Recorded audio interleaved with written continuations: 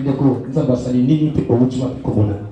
Église alléluia. Amen. Comment la sœur Charline na bana ni Congo. Sœur Charline bana ni Congo. Elle a commencé à monter la Zambie. Bon pendant mardi na bana au casser passe. Douleur on a pas comprendre. Douleur papa. Passe à ma casse. Passe à ma casse. Vous êtes en prière moi j'attends lundi parce que parce que le baki est dans film au hasard à son casser pour me passe. Yes. Muksi ba di pour mon a prier et ça qui nga na ko passe. Amen. Dans ma prière on a qui bien. Et ko zwanga mercredi. Ce qui est kangi c'est là qui ça ko ko na ba mela ya Mukongo. Maman moi zakana na pembe na sasa locataire aza mukolo asenga ki mutu ayelenga ki sa ko ko ana pesa ngana mnamira. Ya bitena yala ngo mutu asombi. Ya bite katena kanda mwana na mira ya o. Boni ozo dikotala mutu makasi na zo akisi na peso tete ya mutu. Na zo akisi wana na banzi komela. Basi papa Patrick, douleur wana na bana ko comprendre te so que je il faut que na toilette. So que la toilette ozo misase ozo lela. Oko ka hotel matin. Lelo na bina vile petit c'est on a toujours qui l'église. Ngalo ya di oko kama bina oko kanza me pesa na makasi. So ki na wana na banza me batela nga bana nga bazami kie. Na esprit na so sentir d'être mutale sanga tana yo de Jésus. Et au moment là ça moi am kenga bi ina personne a kufi on le na makasi. Na ba petit ma ba ba so big mangai.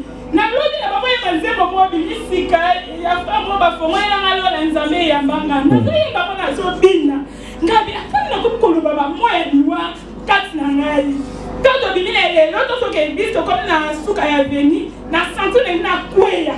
Ngabi nzambe pesa na makasi na ko matile église. Amen. So ki na komi ngana obika. Amen. Tito yene église na ko tambola te ba kuba mimeni ngabana.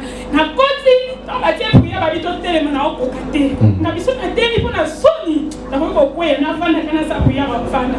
Na ba ko prier na ba ko sentir et ko ba so bimanga ni bumu. Ma ni se ba ko kita ya ngomoko.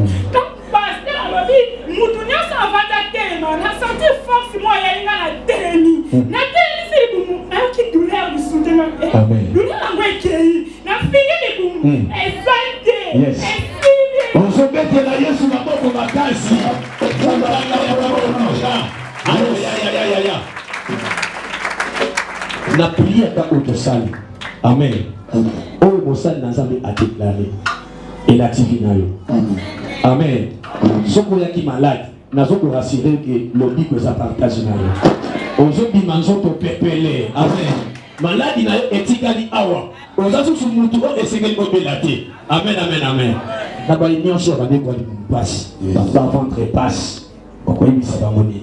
Non, il y a des gens qui ont participé à l'église. Pour l'église même. Awa, nous avons côté de pasteur Joshua Zate. Comme ça, nous avons le bon moyen de dire. Nous avons pasteur à travers hier. Nous avons dit on se met la Yesu na boko makasi. Ensemble habite ici. Et on soit ensemble et là tu dis mon ayo. Nous sommes appelés et bénis dans le nom de Jésus te le dis. Amen. On se met la Yesu na boko makasi pe ko pe ko na lokumu na nzambe. Ko pa ko na lokumu na nzambe.